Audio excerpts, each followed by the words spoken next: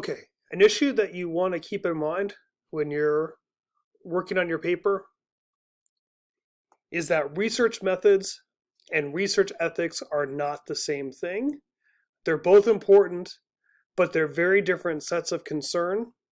And our paper is focused just on research ethics. In the past, I've seen students who say they're going to talk about research ethics, but then start bringing up methodological problems with what Venkatesh did. Um, and those can be important topics to discuss, but that would be outside the bounds of this paper. We're focusing exclusively on ethical issues that we find in Gang Leader for a Day. And so some examples of this. Venkatesh says he can only see what JT allowed him to, right? So his perspective in this community is being filtered through JT. The fact that Venkatesh, again, can only see what JT allows him to see, that's an important methodological issue, but not an ethical one, okay? It's giving him a limited or biased perspective on what he's seen in the community, but that doesn't raise any sort of ethical concerns in and of itself. So that's a methods problem, not an ethical one. Venkatesh says that he cannot independently verify some info from JT. The fact that he can't independently verify some of this information is an important issue, but it's a methods one. So that's something that falls outside of the scope of this paper. All right. Yes, he has to take JT's word on certain things. Ideally, he would be able to triangulate the information he's getting in JT or verify it for different sources. But those are methods concerns. They're not ethical ones. So it's not something that you need to raise in this paper. And the last one, Venkatesh does not inform the reader that his sole informant on a topic is JT. This is both a methodological problem, because Venkatesh only has one source of information, but it's also an ethical one here because Venkatesh, there's a methodological limitation to his research, and Venkatesh is not telling the reader that. The fact that Venkatesh is hiding the fact, or not disclosing the fact, that there's this methodological issue makes it an ethical problem. By itself, the fact that Venkatesh only has one individual informant on a topic, on its own, that's a methodological issue, but not an ethical one. If you're not disclosing this fact, though, then it becomes an ethical problem because you're failing to uphold the ethical principle of analysis and reporting, where you're supposed to be upfront as possible and to speak to the limitations of your research. So the difference between, so all three of these situations, there's methods problems. But in the top two, because Venkatesh is disclosing them, that means there's no ethical issues involved here. He's being upfront and honest about these problems. So ethically, he's justified in his actions. Down here, since there's a problem that he's not being upfront about, then that's an ethical problem because he's not being completely upfront and honest about the limitations to his research. So when you're focusing on your paper, keep in mind you're focusing on ethical issues, not methodological ones. And if there's ever a question of whether something is ethical or methodological, just let me know.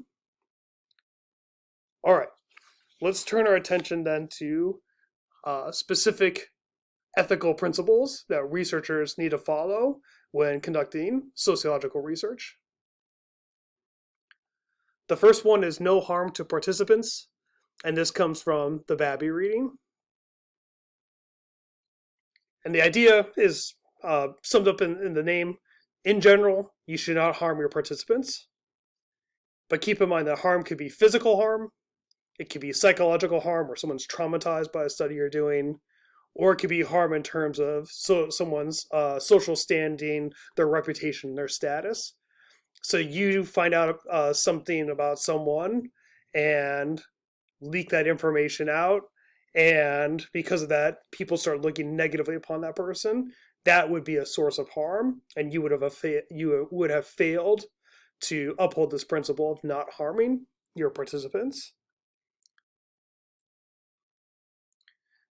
And as Babby notes, the study itself could be the source of harm. So in the Milgram study that Babby talks about, when the people thought they were shocking other people to death, they were really being traumatized in the study itself because they didn't want to shock this person, but they thought they had to because this authority figure was telling them to, and that caused them a lot of stress and grief. All right, so that was a case of the study itself could cause harm or caused harm. But also the disclosure of results could cause harm when Babby references the church study and the fact that when it comes out that lots of people in this particular religious community maybe aren't as religious as the pastor thought they should be, right? Then he was not very happy about that, and really kind of read him the riot act. So this is a case where disclosing your results could lead to harm. And what we'll see with that these ethical principles is they often overlap with one another and they feed into one another. But when we get to the issue of keeping your results confidential or anonymous, that is a way of trying to protect against the results of your study causing harm to people after the fact.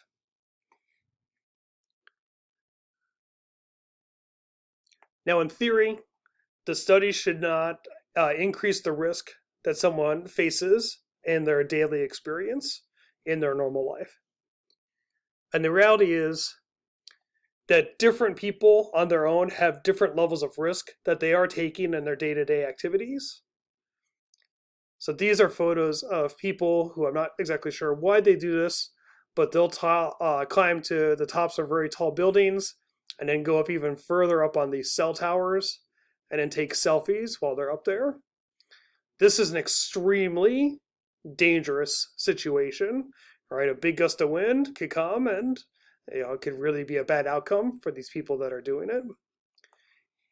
If you want to study people who are taking those risks, that is completely fine. All right. You can study this because they're undertaking this risky behavior on their own.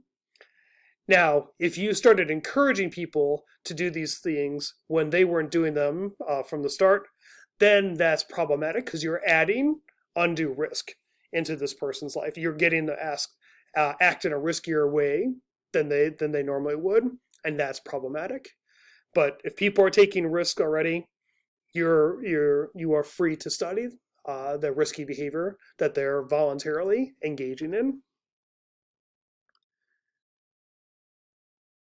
All right, so in theory, you shouldn't add any risk. The reality is every study has some potential risk associated with it. It could be minor. It could be, in most cases, it could be minor. In some cases, it could be major. But there's always the potential of risk in a study. So with that, you have to ask yourself a couple questions when you're undertaking any study.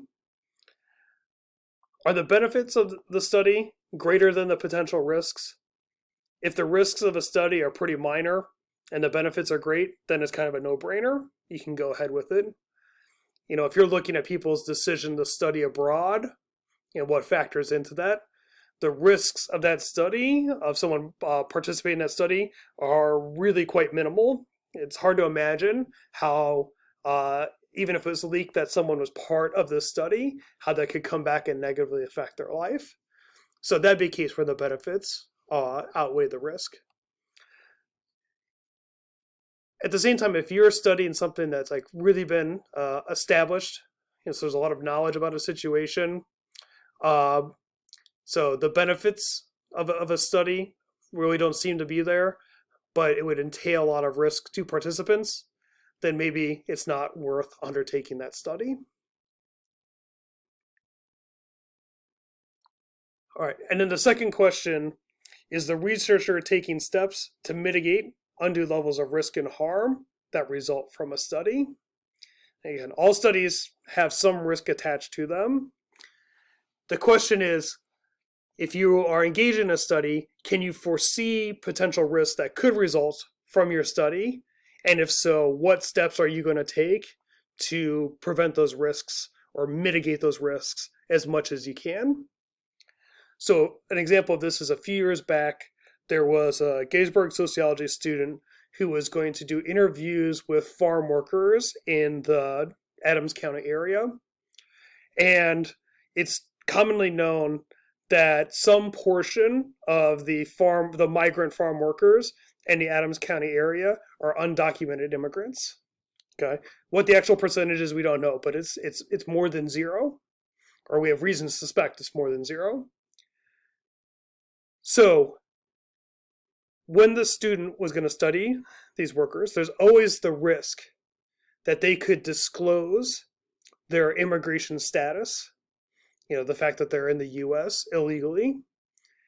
And since there's no shield laws, which we'll talk about a little bit, there's always a possibility that if authorities got wind of what the student was doing, they could have brought the student in and said, tell us who you talked to and tell us who said they were here legally or illegally. Since that was a potential risk of this study, the advice that we gave the student, and not so much the advice, the mandate we gave the student is as soon as the student started the interview, she had to tell research subjects, the people she was interviewing, that she is not going to ask about their immigration status and they shouldn't bring it up because she doesn't want to know. Because if she doesn't know whether they are here legally or illegally, then it doesn't matter whether she gets called in by the police and they say, tell us, whether someone here is legal or not, because the researcher wouldn't know. So there was this risk of the disclosure of immigration status. We took steps to prevent that from being an issue, and that was a way to mitigate potential harm, in which case the potential risk of a study went way down, and then the benefits outweighed the potential risk. And so this was a way of limiting potential harm to participants.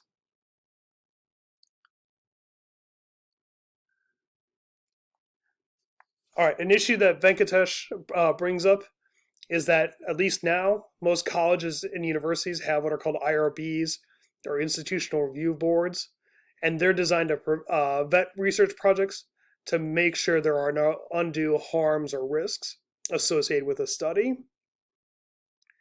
And there are some types of research projects and methodologies where this vetting process is pretty straightforward.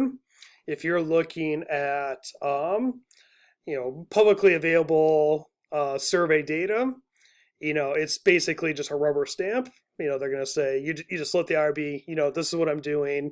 And they say, okay, you're using publicly available data. The risk of that is really low. You get the green light to go ahead with your study. But there might be cases when you are dealing with populations that are really vulnerable, and the Institutional Review Board is going to take a really long and hard look at your research project and to make sure that it's ethical, to make sure you're doing things to protect your participants from harm. And one thing that's changed, right, is that Venkatesh knows that when he was doing his research, the research of graduate students really wasn't supervised a lot by IRBs. Today, the vast majority of research is, or at least a description of it, is given to IRBs so they can vet it to make sure there's no undue harm or risk. And if nothing else, universities and colleges do this to limit the possibility of one of their researchers do something that gets themselves into trouble or someone else into trouble, and they could get sued. So to protect themselves, this is why colleges and universities now use IRBs pretty extensively.